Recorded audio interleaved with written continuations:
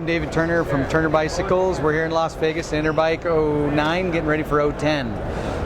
We're going to look at the prototype DHR, and I'm going to give a little explanation on why we're looking at a prototype 1 year later, when last year we were looking at not quite the same prototype, but one similar. So this bike hanging way up here in the sky is Tyler Morland's personal bike. Tyler Morland, if some of you are not familiar with his name, feel free to Google it. He's fast, he's famous, and he's been a fantastic sounding board for developing a new DHR.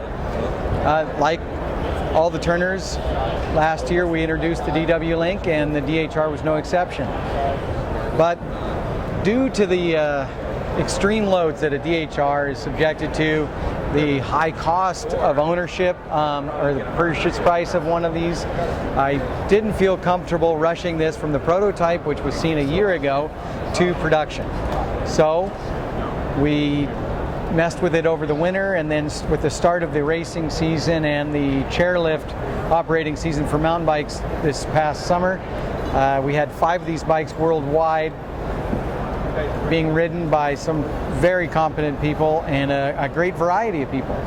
There were 3 mediums, a small and a large, and the large spent most of its time under a guy named Kelly McGarry from New Zealand. For those of you who don't know Kelly's name, you can Google that as well. Tremendous rider, very large guy, putting a lot of load on bike with zero fear of life or limb when he puts it through its paces. So we were able to get a considerable amount of use on the prototype DHRs. As you can see, this one's fully built up.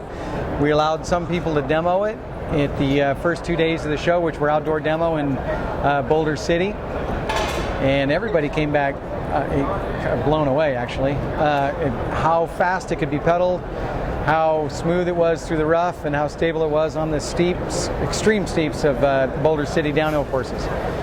The bike will be available in 4 sizes: small, medium, and large, extra large. The shock clearances will be increased for 2010 when it goes into production, so that the largest shocks that we have files for on the market will fit in that space in the frame, just in front of and above the linkage. The tire clearance is one of the things that most people notice about the prototype, that it's a little bit tight. Certainly hasn't hindered prototyping throughout the full season and World Cups. Whistler for Tyler, and all over the place for Kelly.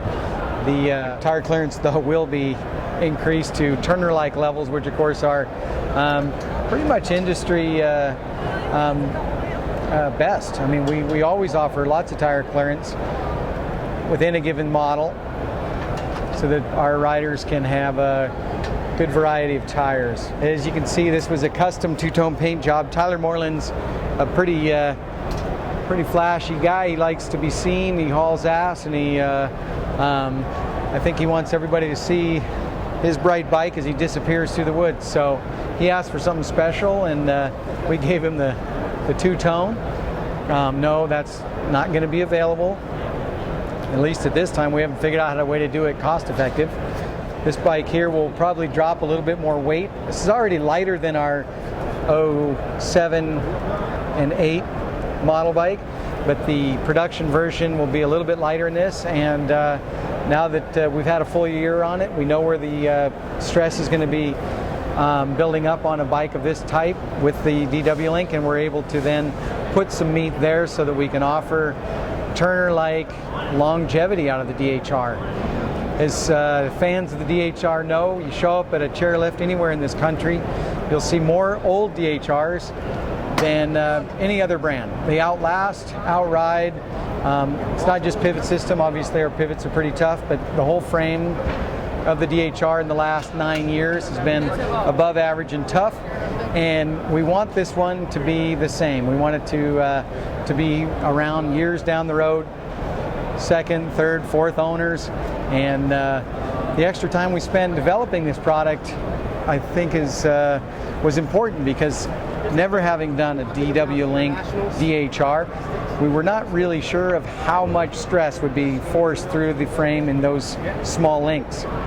Now I'm extremely confident that this bike will it'll outlast even the older DHRs. This bike is going to set a new benchmark for long life on a DH frame. This is no flash in the pan, trendy, this year it's hot, next year it's not DH bike that is going to go down the road crooked. This is a Turner DHR, and it will carry on that reputation to the fullest.